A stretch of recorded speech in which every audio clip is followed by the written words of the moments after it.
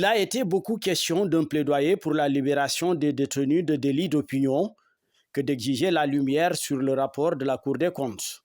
Abdou Silla, Bounaba, Yaya Cissé, Babacar Ndao, Pape Ousmane Seck, Madické Diop.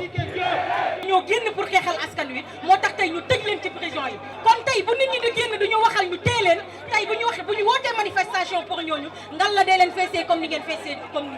D'aucuns soupçonnaient une récupération politique et ont même failli en venir aux mains avant que tout ne rentre dans l'ordre. jërëjëf Samba Ndom Samba Etia. Salaamaaleykum wa rahmatullah. Man ñaari cause laa fi indi. Benn bi mooy je représente. Moundiaye Cissé, le coordonnateur de l'ONG 3D, un des initiateurs du rassemblement citoyen, délivrant le message, exige la démission de toutes les autorités épinglées dans le rapport. La société civile réitère ses exigences.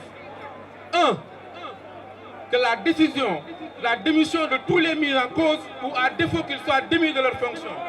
Tous les ministres cités, tous les fonctionnaires cités, qu'ils soient démis de leurs fonctions sans délai. Le remboursement des montants détournés ou la confiscation des biens matériels ou fonciers des personnes indexées de ces détournements présumés. L'ouverture des 12 informations judiciaires demandées par la Cour des comptes.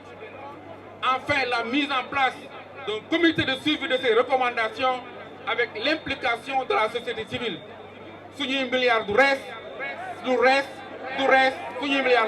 Le coordinateur de l'ONG 3D ajoute l'ouverture d'une dizaine de procédures judiciaires. Conformément au mémorandum des politiques économiques et financières 2020-2021 et suite aux engagements de l'État du Sénégal devant les partenaires financiers et techniques, la Cour des comptes a publié son rapport sur le fonds Force Covid-19.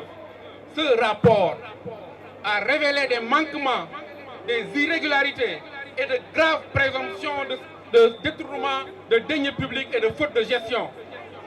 Faisant suite à cela, la société civile, dans son rôle de veille et de garde, a tenu une conférence de presse pour exiger qu'une suite judiciaire soit donnée à ce rapport.